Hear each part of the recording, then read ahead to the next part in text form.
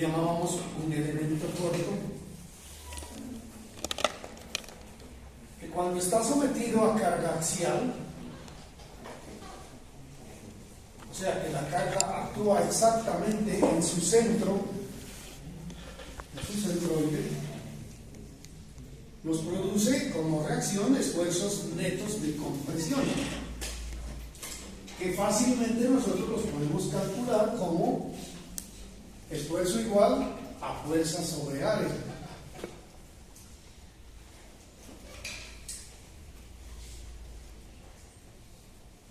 Y si quiero despejar cuál es el máximo esfuerzo, pues será la carga máxima dividida entre A. Pero como este esfuerzo no puede crecer indefinidamente, sino que tengo un tope máximo que me permite el material, que me permiten las normas, entonces yo puedo conocer cuál es la carga máxima que le puedo aplicar simplemente despejando esa ecuación sencilla. La carga máxima es igual al esfuerzo máximo multiplicado por el área. Por otro lado, si a ese mismo elemento lo sometemos a flexión, sabemos nosotros por la fórmula de la flexión que se producen esfuerzos de compresión en un extremo, esfuerzos de tracción en el extremo contrario, y que en el centro se producen esfuerzos y deformaciones ceros, y que por eso esa zona recibe el nombre de eje neutro. ¿Por qué? Porque no está trabajando ni a tensión ni a compresión. Y lo que aprendimos en la resistencia de materiales es que el esfuerzo es igual al momento multiplicado por C dividido I. El momento, pues bueno, es una fuerza por una distancia. Si tuviéramos esto a un lado, va a ser P por E. C, dijimos que era la distancia desde el eje neutro a la fibra más alejada. En este caso, si esto es la dimensión T, pues va a ser la mitad de T, porque es una sección rectangular. Bueno, aquí tal vez, aquí la estamos viendo en alzada. En planta veríamos, esta es nuestra sección y aquí está nuestra carga P, para que no se me confundan.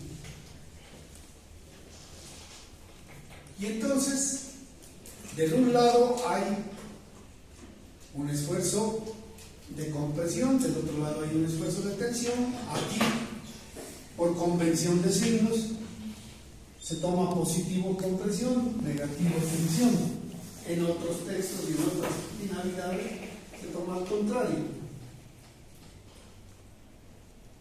Entonces, si yo igualmente quisiera conocer cuál es el momento máximo que le puedo aplicar a esa sección, pues pongo a trabajar hasta llegar al esfuerzo límite, sigma máximo, y despejo, y tengo que el momento máximo que puedo aplicar ahí es igual al esfuerzo máximo admisible multiplicado por la inercia y dividido entre esa distancia a la fibra más alejada.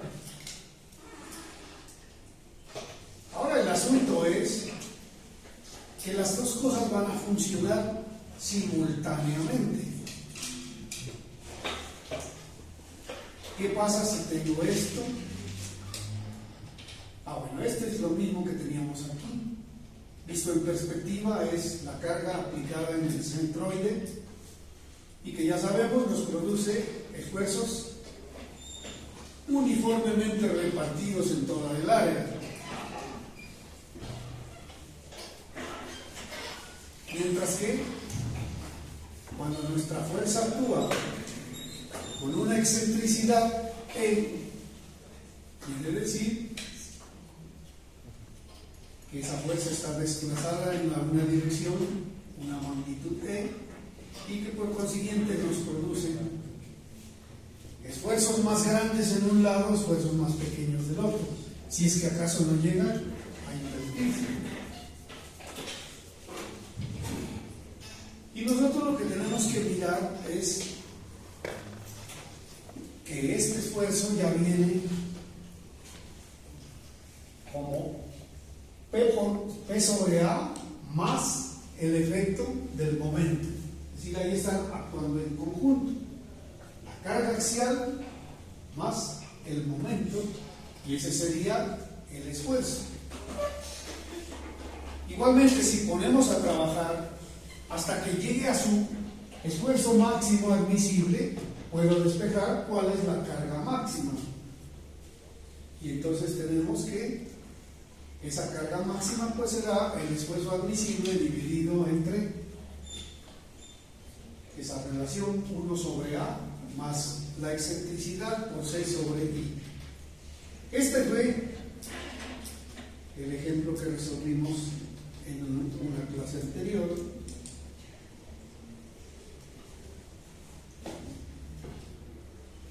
Para poder encontrar, poniendo a variar la excentricidad, cuánto vale la fuerza máxima y cuánto vale el momento máximo. Y eso lo hicimos mediante una tabulación para estas condiciones. Yo en ese caso no había puesto para el esfuerzo admisible, sino para el esfuerzo de fluencia, FY.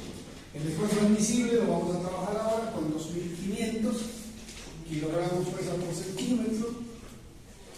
El ancho de la barra 4, el H o el T 6, área 24, la distancia a la fibra más alejada 3, la mitad de H, y el momento de inercia B por H al cubo sobre 12, 72 centímetros. Y esto es lo que resultó cuando trabajábamos únicamente fuerza axial, es decir, momento cero. Teníamos una carga máxima de 60 toneladas y fuimos incrementando la excentricidad 1, 2, 5, 10, etc. Y obtenemos esos valores. Que si lo representamos en un plano cartesiano, en el cual llevamos en el eje horizontal los momentos y en el eje vertical las cargas axiales, ese es el diagrama que nos resulta. Los valores extremos. Carga máxima cuando no hay flexión, 60 toneladas. Y momento máximo cuando no hay carga axial, o sea, flexión pura, 60 toneladas centímetros.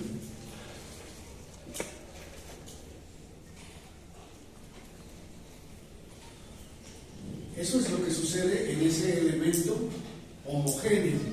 Pero nosotros tenemos aquí la interacción de dos materiales, concreto y acero. Vamos a aclarar la notación que es necesaria porque aquí intervienen muchísimas variables y es fácil confundirse. Entonces vamos a denominar B, el ancho de la columna, T, si a eso le llamamos ancho, ¿qué será? Es que yo le quiero llamar altura porque cuando uno asocia columnas, la altura es esta. En las secciones B por H, B por B. Área de acero en tracción, área de acero en compresión, A'(S). La carga axial, sabemos, produce esfuerzos netos de compresión. Ese es nuestro eje centroidal. Y el código nos dice que nosotros podemos llevar eso hasta un máximo esfuerzo en compresión que valga 0.85 F'C.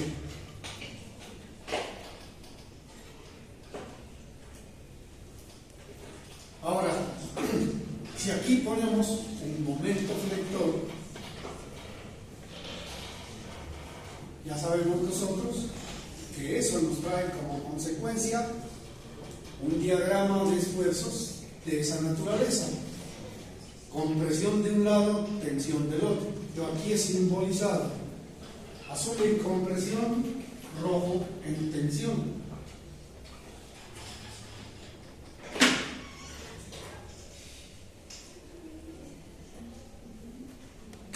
Y entonces tenemos por un lado carga axial pura, por otro lado momento flector puro. Pero esas dos cosas no actúan separadas.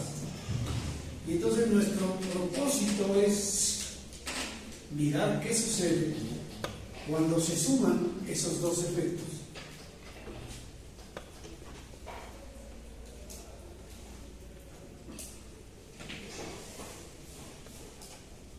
Y entonces ya se imaginarán ustedes. Este azul con este azul tienen el mismo signo, se suman. En cambio que este azul con este rojo tienen signos contrarios, se restan. ¿De qué dependerá entonces que a medida que nosotros vayamos aumentando este momento, este azul, este rojo va creciendo? Al principio, si pongo un momento pequeñito, como es este azul menos ese rojo, me va a restar aquí un pedacito. Pero a medida que aumente el momento, me va restando, hasta que llegará un instante en el que aquí se vuelva a hacer. Y después pasará a ser tensión. Y eso lo vemos reflejado en este sistema.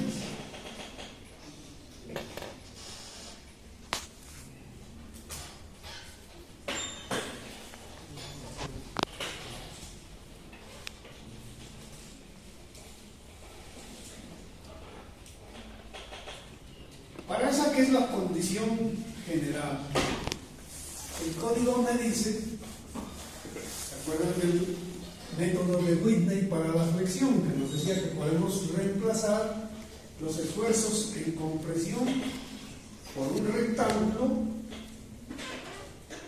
que tiene 0.85 F'C en la una dimensión y que en la otra dimensión.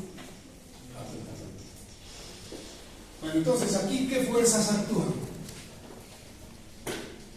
El bloque de compresiones que actúa únicamente en una parte de la zona de concreto de nuestra columna. Como en este mismo lado de compresión hay unas varillas, esas varillas también están trabajando en compresión. En cambio que al lado opuesto tenemos las varillas que trabajan en tensión.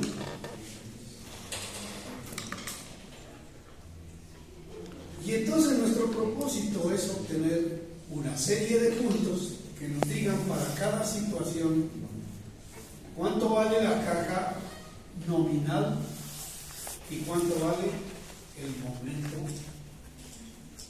nominal máximo para ese caso. Pues aquí tenemos cuando la columna trabaja con presión pura, cero flexión. Acá tenemos tensión pura. Este es un caso imaginario, solo para el efecto de la gráfica. Difícilmente nosotros vamos a tener una columna trabajando 100% en tracción, pero matemáticamente lo podemos obtener. Y podemos tener varios puntos intermedios, y eso es lo que nos da nuestro diagrama de interacción.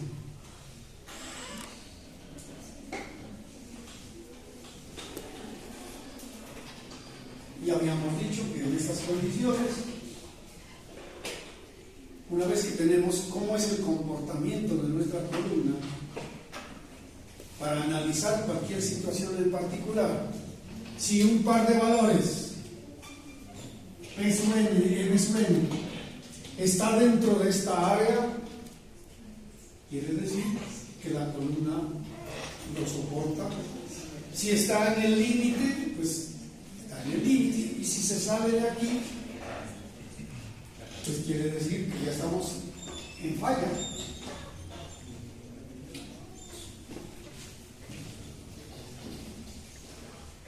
Eso nos lo trae también especificado aquí este esquema.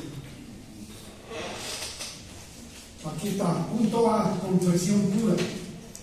En el punto B, ya el acero comienza a trabajar con una deformación unitaria S, pero que es menor a la deformación de fluencia del acero. Sigue trabajando toda la sección en compresión. Esta es la deformación unitaria en el concreto, esta es la deformación unitaria en el acero. A medida que vamos aumentando, veíamos que ya aquí el acero comienza a trabajar en tracción, pero todavía está por debajo de el límite de fluencia SY. Y si seguimos acá, este es el momento de la falla balanceada. ¿Cuándo se produce la falla balanceada? Cuando simultáneamente el concreto llega a su límite de deformación y cuando el acero llega a su límite de fluencia. Condición balanceada. A partir de allí comienza una zona de transición hasta que el acero, ¿se acuerdan ustedes que los diagramas, esfuerzo de formación del acero, veíamos que el acero se comporta como una melcocha que sigue estirándose, sigue soportando, pero todavía no se rompe? Esa es la zona de transición hasta donde alcanza su máxima deformación, y de ahí en adelante ya trabaja netamente el acero en tracción. Aquí ya se produce, el concreto sigue trabajando parte en compresión, pero ya gobierna el acero. Cuando se produce la falla por tensión en el acero y no por compresión en el concreto. Y estos son los casos que están por debajo de aquí, cuando supuestamente nuestra columna está trabajando toda 100% en tensión. Y entonces, para trabajar esto, necesitamos conocer nuestras variables, que, como les digo, entonces tenemos que identificar. Ese es el centroide, y obviamente acá tenemos nuestro eje centroidal.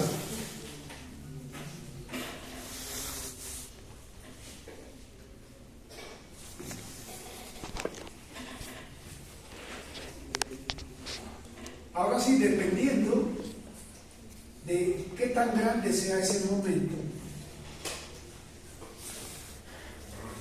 cuando estamos trabajando en momento cero, toda el área está en compresión y por consiguiente no hay eje neutro. El eje neutro es el que divide lo que trabaja en tensión de lo que trabaja en compresión. Entonces, si estamos en zona de 100% compresión, no hay eje neutro. Y veíamos que a medida que comenzamos a aumentar ese momento, empieza a aparecer ese triangulito en rojo que nos indicaba que esta zona está trabajando en tracción.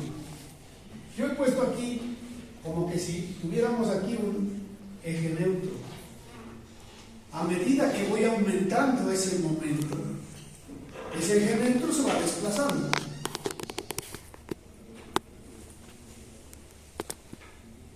Para el análisis, tomamos el eje neutro en una posición funciona ahí.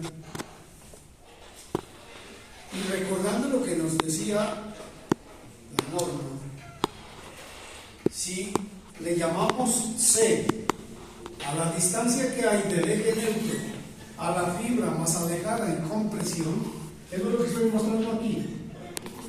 C, distancia desde el eje neutro hasta la fibra más alejada en compresión. Pero el código nos decía que podemos trabajar con una dimensión A y una altura de compresiones 0,85 F'(C). ¿Y se acuerdan? Entonces eso es lo que vemos aquí, con todas las nomenclaturas, y nos dice que si C es la distancia del eje neutro a la fibra en compresión, el bloque de compresiones mide A, y esta A es una función, está en función de C. Acuérdense que A es beta 1 por C. Por ahí nos va a aparecer A igual a beta 1 por C. ¿De qué depende beta 1? De la calidad de los materiales en el concreto. Y esas son todas las variables que intervienen.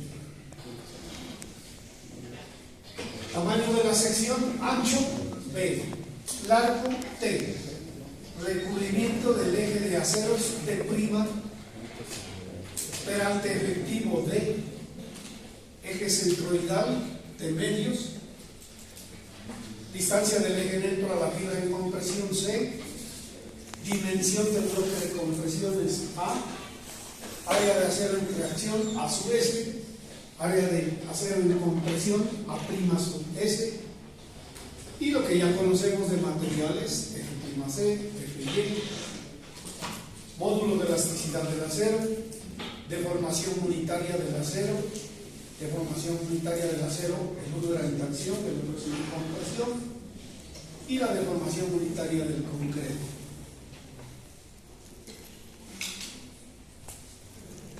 Y la relación de A con C, que viene dada por beta 1.